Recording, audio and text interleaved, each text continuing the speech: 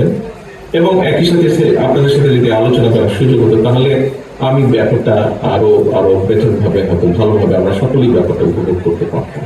Unfortunately সেটা হচ্ছে না। ইনশাল্লাহ আমি প্রত্যাশা করি, আশা রাখি যে সামনের দিনে আমাদের সেই সুযোগ হবে, একসাথে বসে আমরা কথা বলতে পারবো। প্রিয় সম্মানিত অতিথিবৃন্দ,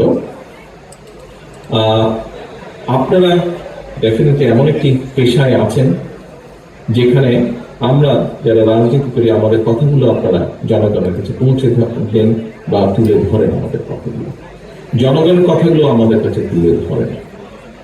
এই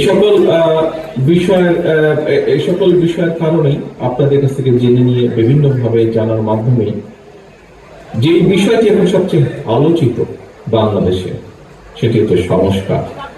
এই বিষয়টি নিয়ে আপনাদের সকলের ধারণা আছে।